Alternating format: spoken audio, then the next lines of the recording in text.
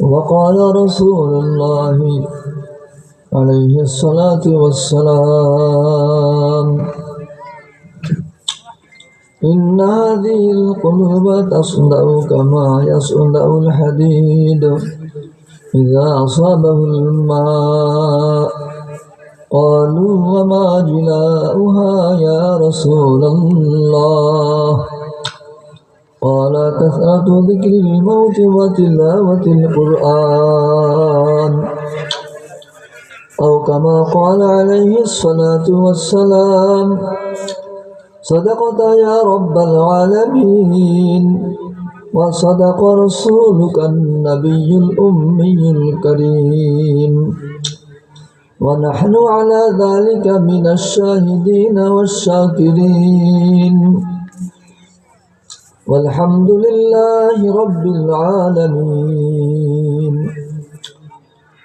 আল্লাহ রব্বুল আলামিনের বহুত বড় মেহেরবানি যে তিনি আমাদেরকে এই ফিতনা ফাসাদের যুগে, যে যুগে সর্বক্ষণই গুনার কোথাও না কোথাও কোনো কিছু হচ্ছে, বেশি দূরে যেতে হয় না, কাছাকাছি এরকম এই ফিতনা ফাসাদের যুগে আল্লাহ রাব্বুল আলামিন আমাদেরকে এই মাদ্রাসা মক্তব রহমানিয়া জলসার ওসিলায় আল্লাহ রসুলের কিছু আলোচনা বলা আর শোনার জন্য বসার তৌফিক দিয়েছেন। এজন্য আলহামদুলিল্লাহ।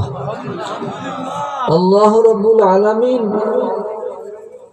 পবিত্র কোরআনে কারিমে বলেছেন, হে মুসলমানগণ, ইমানদারগণ, তোমরা আল্লাহ পাকের বেশি থেকে বেশি জিকির করো, তোমরা আল্লাহ পাকের বেশি থেকে বেশি সকাল সন্ধ্যা তসবিহ পাঠ করো। ওই বিধানের বাস্তবায়ন এই মাহফিলগুলোর মাধ্যমে হয়। এজন্য আলহামদুলিল্লাহ। ওই হুকুমের বাস্তবায়ন মাদ্রাসা পড়ার মধ্যে হয়। হুজুরগণ যখন মাদ্রাসায় আসেন, দরস শুরু করেন, ওই দরস আর সবকের মাধ্যমে সর্বপ্রথম বিসমিল্লাহ বলা যখন হয়, আল্লাহ পাকের জিকির শুরু হয়ে যায়, সুবহানাল্লাহ। আর পুরো দরসটি আল্লাহ পাকের আলোচনা, আল্লাহর রাসূল পাক সাল্লাল্লাহু আলাইহি সাল্লামের আলোচনা চলতে থাকে, দ্বীনি মাসালা আলোচনা হতে থাকে, দ্বীনি ভদ্রতার পর আলোচনা হতে থাকে, আদব আখলাকের শিক্ষা দেওয়া হয়, শিক্ষা নেওয়া হয়, এগুলোর আলোচনা চলতে থাকে। বড়কে শ্রদ্ধা করতে হবে, ওলামা হযরতদের সম্মান করতে হবে, ছোটদেরকে দয়া করতে হবে, সারা বিশ্বের উন্নতির জন্য কাজ করতে হবে। এই সকল আলোচনা হতে থাকে, দ্বীনি আলোচনা হতে থাকে। সকালে শুরু হয় এরকম দুপুর পর্যন্ত, আবার এরপরে বিরাম আশ্রয় আরামের পরে শুরু হয়, সন্ধ্যা রাত পর্যন্ত চলতে থাকে। এবং ঘুম যে পারে ওলামা হযরত তলাবে আজিজ, ওটাও আল্লাহ পাকের রাসূলের সুন্নাত তরিকা মোতাবেক ঘুম যখন যায় সেটা ইবাদতে হয়। তো দেখা গেল সর্বক্ষণই যেন আল্লাহ পাকের জিকির হয়েছে, সুবহানাল্লাহ। কার মাধ্যমে?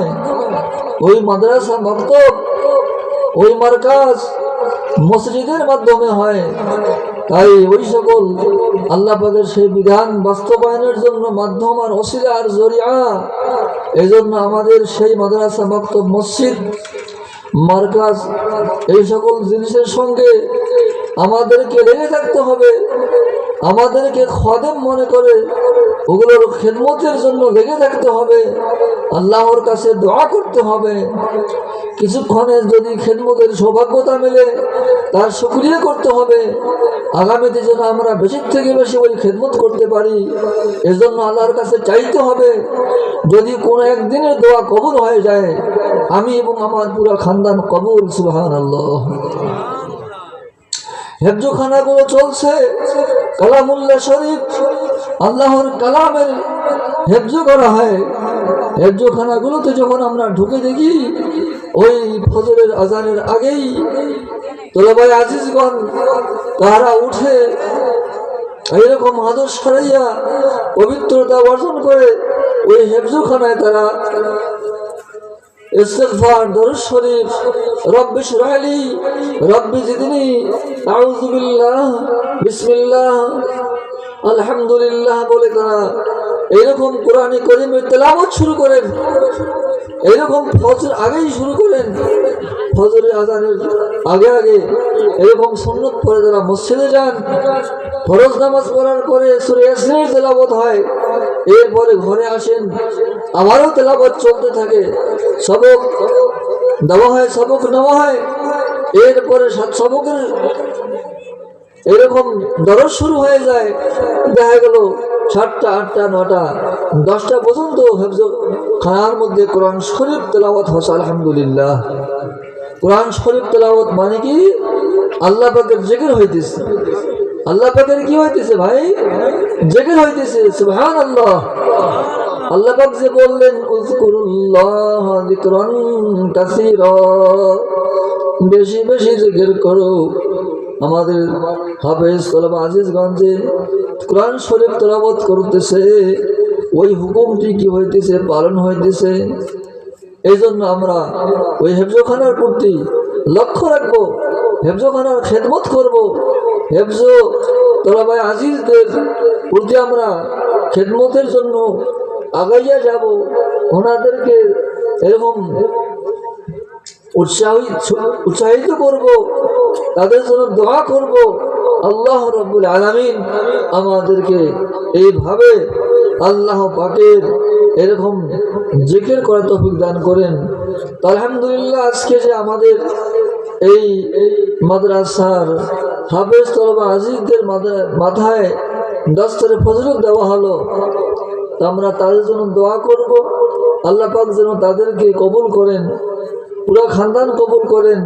আরো বেশি থেকে বেশি আমাদের তোলাবাই আজিজকে, বেশি থেকে বেশি ছাত্রদেরকে হেফজোখানায় অংশগ্রহণ করে, বেশি থেকে বেশি তেলাওয়াত করে, হেফজো করে, হাফেজ হওয়ার তৌফিক দান করে, বলি আমিন। ওমা আলাইনা ইল্লাল বালাগ। আসসালামু আলাইকুম।